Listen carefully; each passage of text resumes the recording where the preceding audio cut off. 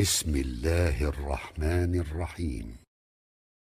وعن حنظلة الأسيدي رضي الله تعالى عنه أن رسول الله صلى الله عليه وسلم قال: من حافظ على الصلوات الخمس على وضوئها ومواقيتها وركوعها وسجودها يراها حقا لله عليه حرم على النار.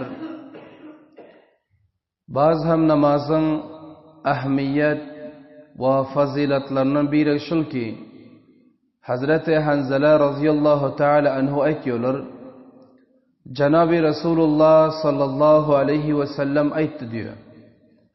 Bir insan ki 5 vakit namazını, taharetini sazlab, öz vaktinde rukusunu, secdesini ve Allah Tebarek ve Teala'nın farizası bilip eğer ada etse, Allah Tebarek ve Teala dozakı şırakam namazhane haram eylendiriyor. Tekrarlayan, Peygamberimiz Aleyhisselatü Vesselam aytıyor, bir adam eğer taharetini ayncılab etse ve namazını öz vaktinde rukusunu, secdesini Allah'ın farizası bilip 5 vakit namazını ki okuydu mu, Allah Subhanahu ve Teala dozakı şıl adama haram eylendiriyor. Yani şırakam namazhan hiç vakitte Allah Teala mun dozak alıp barmıyor.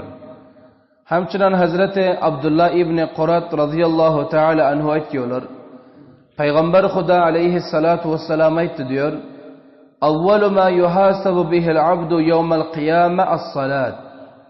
Bendeden avvalin pursişi ki kıyamet günde oluyor, namazdan oluyor.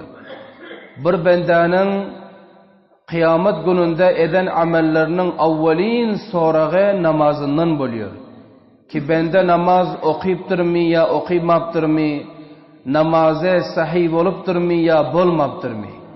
Eğer şul bendenin namazı sahih olan bolsa, namazı Allah'ın yanında kabul olan bolsa, namazını ayıncılab okuyun bolsa, onda başka amelleri hem bu insanın sahih olup gidiyor, tendurus olup gidiyor.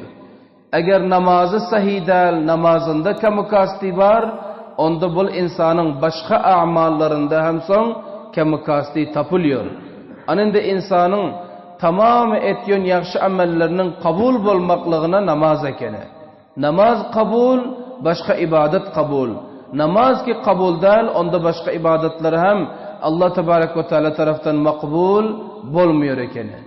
Hazreti Cabir radıyallahu teala anhu aytıyorlar, Peygamber Huda aleyhissalatu vesselam'ın yanına bir adam geldi diyor.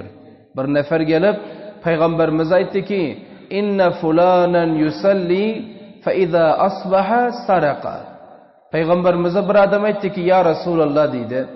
Bir adam dedi gece taraftan mesela namaz okuyor. Namazhan adam, lakin gündüz olsa oğurluk ediyor dedi. Ya gündüz namaz okuyor ama akşam oğurluk ediyor dedi.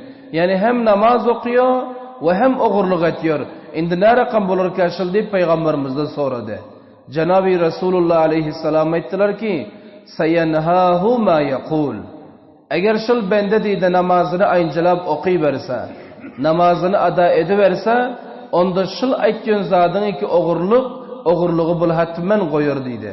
Anında bu hadisten malum oldu, bir insan ki eğer namazını sahihlese, ol insan günahlardan qaytacak ekene. Bir insan ki namazını ayıncılab okuydu mu, ol insan gıybet etmiyor. Bir adam namazını ayıncılab okuydu mu, çeşimçaranlık etmiyor. Bir insan ki namazını ayıncılab okuydu mu, ol insan Müslümanın hakkını yemiyor, Müslümana zulüm etmiyor. Bir insan ki namazını ayıncılab okuydu, ol insan zinaga taraf barmıyor. Ol insan haramxorluğa taraf barmıyor.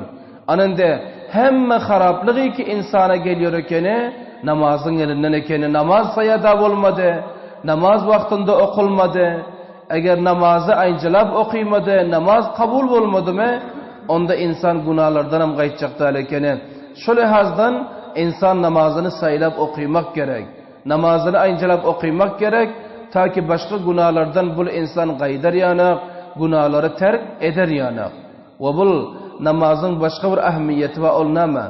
Hazreti Salman radıyallahu teala anhu aytıyorlar. Peygamberimiz aleyhissalatu vesselam aytti diyor. Bir Müslüman taharetine ayıncılab etse ve 5 vakit namazına musa okuysa, taharetine ayıncılab etse 5 vakit namazını sazlab okuydu. Bu insanın diyor günahları çınani bedeninden dökülüyor. Misli ki yankı hazan mevsimda daraxtın yaprakları dökülüyor. Şulandazı sevabı var. Daraxt hazanda kança dökülüyor yaprakları. Şakasından tutup silsilikten yaprağı kaçıyor. Ana şunun şekilli bir adamı ki namazını ayınçılab okuydu mu, bunun mayda günahları, günah-ı sagiraları bedeninden çınani dökülüyor, misli daraxtın yaprağı dökülen şekilde. Lakin günah-ı kebireden iştinab etse, günah-ı kebireden ödünü saklasa, ana şul andazda namaz okuymak bilen bu insanın günahları dökülüyor. Son Peygamberimiz Aleyhisselam bana şul ayet okuydular diyor. وَاَقِيمُ الصَّلَاةَ طَرَفِيَ النَّهَارِ وَزُلُفًا مِنَ اللَّيْلِ Sizler Allah Teala diyor ki, sizler namaz okuyunuzlar ertirin vaktinde ve gece taraftan. Yani namazı ertir ve namazı şam okuptan okuyunuzlar. İnnel hasanat yuzhibne seyyiat. Yaxşılıklar yoğut yankı yaramazlıkları.